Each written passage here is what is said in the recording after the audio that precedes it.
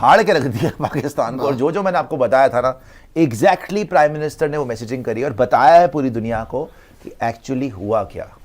And it is coming from the prime minister of India's mouth. ये किसी को ये नहीं बोल रहे कि हमें ये बचा ले या हमें वो बचा ले, हम सऊदी अरेबिया को थैंक यू कर रहे हैं, अमेरिका को थैंक यू कर रहे हैं, टर्की को बोल रहे हैं, चाइना को बोल रहे हैं, वो चीज़ नहीं कर रहे। पहली बात है, ये एक हाई क्वालिटी पिक्चर है जो हमारी मिसाइल ने मारी है पाकिस्तान के एयरबेस के अंदर विद प्रिसीजन।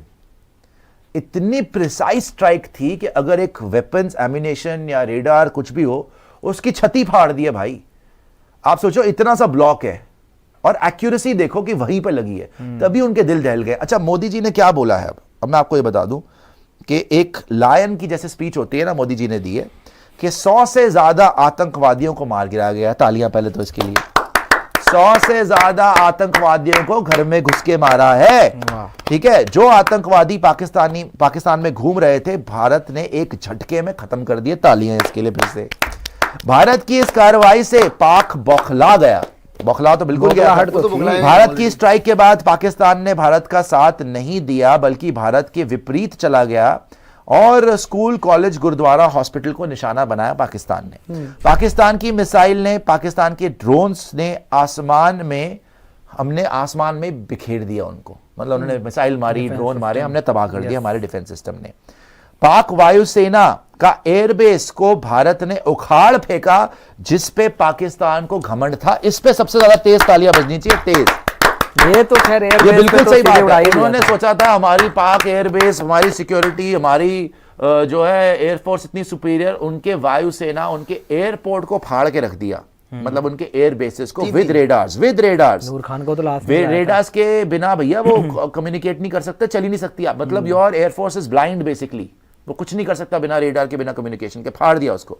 भारत की आक्रामक कार्रवाई के बाद पाक बचने के रास्ते खोजने लगा। वेरी इंपॉर्टेंट, पूरी दुनिया से बचने की गुहार लगाने लगा। मतलब मोदी साहब ने ऑन रिकॉर्ड बोल दिया कि पाकिस्तान पूरी दुनिया के पास जाने लगा कि सीज फायर करवा दो, सीज फायर करवा दो। सऊदी अरेबिया से ट्राई करा, कतर से ट्राई करा, टर्की से बोला, ईरान से बोला। फिर जब फट गया सब कुछ और एयर बेसिस भी उड़ गए, फिर अमेरिका आया बीच में कि भाई क्या कर रहे हो वो, और सुनने में आया कि वो न्यूक्लियर रेडिएशन वाला पॉइंट आ गया। 10 मई को पाकिस्तान की सेना ने हमारे डीजीएमओ को संपर्क किया और तब तक हम पाक के आतंकियों को मौत के घाट उतार चुके थे। पाकिस्तान के सीने में बस गए आतंकी ठिकानों को खंडर बना दिया हमने। पाक की तरफ से यह कहा गया कि उसकी ओर से आगे कोई गतिविधि और ऐसा दुस्साहस नहीं दिखाया जाएगा। तब भारत ने विचार किया, मतलब उन्होंने बोला now we will not do anything, we will stop. तब भारत ने विचार किया कि अच्छा हम रुकते हैं। हमने अपनी कार्रवाई को सिर्फ स्थगित किया है, रोका है अभी। हमने अपनी कार्रवाई को सिर्फ डिले किया है, ये बोला है उन्होंने। और मैं आपको बार बार समझा रहा हूं ये चीज खत्म नहीं हुई है। वो तो भाई साहब अच्छा आप देखो, दो एटीट्यूड देखो आप। पाकिस्तान, हम इसको थैंक यू बोलते हैं, हम उसको थैंक यू बोलते हैं, हम इसको थैंक यू बोलते हैं, हम जीत गए, मामला खत्म हो गया, जीत हो गई, मामला खत्म हो गया, रैलियां निकाल लो और पटाखे फोड़ दो। इन्होंने क्या बोला आके, मोदी साहब ने, मामला खत्म नहीं हुआ है, सिर्फ हमने स्थगित किया है। मारेंगे जरूर, खत्म जरूर करेंगे, लेकिन सिर्फ स्थगित। इनको पता चल गया ये छोड़ने वाले हैं अब। जब आपने पूरा का पूरा देख लिया कि आप के पास इतनी एबिलिटी है कि उनके रेडार उड़ार दिए, उनकी एयरफोर्स टेक ऑफ ही नहीं कर सकती, एयरफोर्स के बिना वो वैसे ही कुछ नहीं है, नेवी ने अभी ऑपरेशन शुरू भी नहीं किया था, मतलब आपकी पूरी डोमिनेशन है। ये पता है किस तरीके से है? मैंने कल कहीं सुना था कि एक टाइगर है आगे और एक बिल्ली है उसके सामने, और वो टाइगर सिर्फ बिल्ली को मारने से पहले ना उसके साथ खेल रहा है। ये वो सिचुएशन हो गई इंडिया और पाकिस्तान में कि इंडिया ऐसा इस टाइम पे टाइगर है कि पाकिस्तानी भीगी बिल्ली बन चुके हैं। और ये वाकई सच बात है। तो मोदी साहब ने तो ऑन रिकॉर्ड बोल दिया। ट्रंप तो जो मर्जी बोलता हो कि मैं सीज फायर करा दूंगा, मैं ये करा दूंगा, वो करा दूंगा। मोदी ने आके बोल दिया कि हमने सिर्फ डिले करा है, स्थगित करा है, खत्म नहीं करा ऑपरेशन अभी। बहुत बड़ी बात है भाई, ये ऑन रिकॉर्ड बोल रहा है आपका प्राइम मिनिस्टर। जी, हमारी तीनों सेनाएं तैयार हैं, ठीक है। भारत पर आतंकी हमला हुआ तो हम अपने तरीके से और अपनी शर्तों पे जवाब देंगे। हम किसी की बात नहीं सुनेंगे। अमेरिका, चाइना कुछ भी बोले, कुछ भी कोई बोले, हम घुस जाएंगे और मार देंगे। अगर हमारे यहां पर एक भी हिंदू मरा या एक भी इंडियन मरा, चाहे वो हिंदू हो, मुसलमान हो, कोई भी हो, अगर एक भी इंडियन मरा तो फिर देख लेना, कि हम कैसे मौत के घाट तुम्हें उतारेंगे। पहली बात, कोई भी न्यूक्लियर ब्लैकमेल भारत नहीं सहेगा। कोई भी न्यूक्लियर, तुमने पहले भी न्यूक्लियर ब्लैकमेल करा ना, न्यूक्लियर कर रहे थे, फाड़ के रख दिया, कर ले आजा, कोई बात नहीं, बहुत बहुत देख लिया तेरे न्यूक्लियर धमकी। कोई भी न्यूक्लियर ब्लैकमेल भारत नहीं सहेगा। हम आतंकी सरपरस्त सरकार को और आतंकी आंखों को अलग अलग नहीं देखेंगे।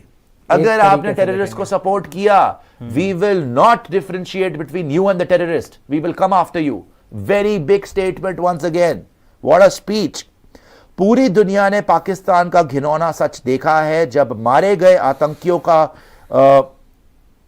विदाई देने पर पाकिस्तान के सेना के बड़े बड़े ऑफिसर वहां पे खड़े थे, मतलब वो स्पॉन्सर कर रहे थे टेररिज्म को। उन्होंने बोला कि जो टेररिस्ट की मौत हुई है वहां पे स्टेट फ्यूनरल मिल रहा है, पुलिस के आर्मी के बंदे खड़े हैं वहां पे उनके साथ, टेररिस्ट के साथ।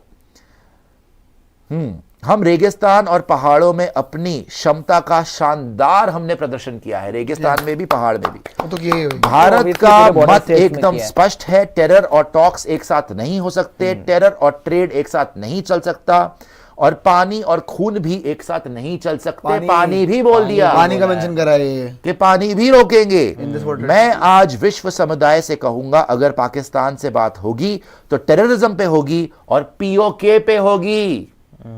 सर इससे स्ट्रॉन्ग मैसेज क्या दे देंगे वो कि अगर पाकिस्तान पे बात करेंगे तो ये करेंगे कि टेररिज्म खत्म करो, और अगर कोई बात होगी तो ये होगी कि पाकिस्तान ऑक्यूपाइड कश्मीर वापस कब कर रहे हो। सर ये को मैं अपने बन से नहीं बता रहा, ये ऑन रिकॉर्ड बोला है उन्होंने आज पूरी दुनिया के सामने आके, पूरी दुनिया के सामने आके ही हैज सेड। और उन्होंने ये भी बोला है कि हमने होम ग्रोन सिस्टम से, मेड इन इंडिया वेपन से उनको हराया है।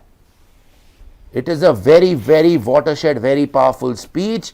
एंड जो मैं देख रहा हूं इसमें, जो उनका मतलब है भैया, यहां पर बात यही है कि ना तो हम कोई कॉम्प्रोमाइज करेंगे, ना हम कोई न्यूक्लियर ब्लैकमेल सहेंगे, मोदी जी ने क्या बोला है, ना हम डिफरेंशिएट करेंगे। अगर तुम ये बोलोगे टेररिस्ट अलग है जी हमारे कंट्री में, तो टेररिज्म कर रहे हैं, नहीं, अगर तुम्हारी कंट्री से टेररिज्म हो रहा है मतलब तुम उनके साथ मिले हुए हो, हम वो तुम्हारे फिर मिलिट्री को टारगेट करेंगे।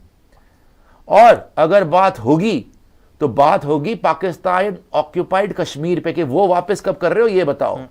और अगर बात होगी तो टेररिज्म पे होगी, वरना बात नहीं होगी, कोई ट्रेड नहीं होगा और कोई पानी नहीं मिलेगा। पानी और खून एक साथ नहीं बहते, बोल दिया मोदी जी ने। और इन्होंने ये भी बोल दिया कि पाकिस्तान भागा सब जगह, क्लियर कर दिया उन्होंने कि सब जगह भागा, उसने गुहार लगाई कि मुझे बचा लो मेरे आका। और ये क्लियर, पाकिस्तानियों में अगर रत्ती भर अकल हो ना, आप जाके शहबाज शरीफ की स्पीच देखो जहां पूरी दुनिया को थैंक यू कर रहा है, सऊदी अरेबिया, अमेरिका, चाइना, कि बचा लो जी बचा लो।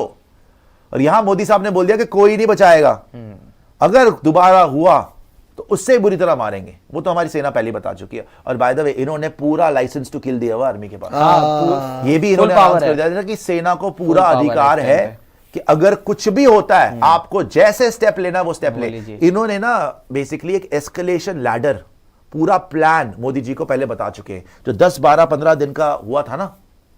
देखो मैं आपको एक बड़ा ब्यूटीफुल कोड बताता हूं, जो पहलगाम हुआ उसके बाद इन्होंने 10-12 दिन का टाइम लिया अटैक करने से पहले, प्लान किया। तो क्या था वो, उसमें इन्होंने डिसाइड करा कि जी हमने करना क्या है, हमारा ऑपरेशन क्या होगा। उसमें सिर्फ ये नहीं था कि हम वो टेररिस्ट कैंप उखाड़ देंगे, उसके बाद एक एस्केलेशन लैडर बढ़ती है कि अच्छा अगर हमने ये करा, पाकिस्तान ये करेगा तो हम कैसे एस्केलेट करेंगे, पाकिस्तान फिर कुछ पंगा करेगा तो हम पहले कैसे एस्केलेट करेंगे। एस्केलेशन लैडर होती है कि पहले आपने टेररिस्ट हाइड आउट उड़ाए, टेररिस्ट बेसेस उड़ाए, फिर आपने मिलिट्री बेसेस उड़ा दिए, उसके बाद का और एस्केलेशन होगा जो मैं भाई सोचना भी नहीं आता कि मिलिट्री बेसिस उड़ाने के बाद क्या होगा। सो जो नेवी वगैरह अगर इन्वॉल्व हो जाए तो ठीक है। आज मैंने ये पढ़ा था, कोट है जी ये, ठीक है जी, ये कोट है, एक एलीट प्रेडेटर्स है उनका कोट है ये। इफ यू इम्पोज, उन्होंने कहीं किसी का शेयर करा है शायद, if you impose a war on India, India will fight with ferocity. If you impose a war on India, कि आपने अगर इंडिया पे अटैक कर दिया या आतंकवादी करा या कुछ भी करा, अगर आपने हमें अटैक करा तो we will fight with ferocity. But if you let India prepare then you are not an adversary. अगर आप इंडिया को प्रिपरेशन का टाइम देते हो ना, फिर आप दुश्मन नहीं हो, you are just a scenario in their strategy. One thing they've already conquered. You are just a scenario in their strategy, one they've already conquered. मतलब अगर ये लोग प्लान करके कोई भी ऑपरेशन करते हैं तो आप फिर दुश्मन नहीं हो, आप सिर्फ एक चूहा हो हमारी स्ट्रैटेजी के अंदर, तो इसके साथ हम जैसा खेलना चाहें खेल लेंगे। और ये पहले से ही इन्होंने इनको इतनी बुरी तरीके से पकड़ रखा है, they have them right where they want. जो ये न्यूक्लियर रेडिएशन की बातें आ रही हैं वो बिखर चुके हैं, तितर बितर हो गए भाई। इंटरनल पॉलिटिक्स वहां पे क्या चल रही है, लोग जितना मर्जी कर लें, डाडिया निकाल ले, शाहिद अफरीदी सेलिब्रेट कर ले, they are very very very bad shape, very bad shape. खैर सुपर चैट दिखा दीजिएगा, एंड यार मोदी साहब के लिए तालियां। Super chat super chat super chat आया जी। साहिल कह रहे हैं सुश not to forget about Agniveer and Akash missile and INS Vikrant and पीपीआरसीबी प्लेइंग 11 क्या होगी एंड रोमारियो शेफर्ड खेलेगा। रोमारियो खेलेगा भाई, अब तो रोमारियो खेलेगा। और जहां तक आपने पूछा प्लेइंग 11 क्या होगी, भाई एक ही चीज हो सकता है, ज्यादा हेजलवुड नहीं होगा और कोई और होगा उसकी जगह। पाटीदार फिट हो जाएंगे। सुश नॉट टू फॉरगेट ये क्या था, वो क्या था, वो जो हमारा जो थे आईएनएस विक्रांत है, आईएनएस विक्रांत को भी बोलना तो चाहिए। आईएनएस विक्रांत आ गया, ये युद्ध अभ्यास कर रहा था। Save money happy and sad, एक तरफ रोहित रिटायर हुआ, थैंक यू, दूसरी तरफ कोहली रिटायर हुआ, एटलीस्ट इंग्लैंड सीरीज रुक जाते।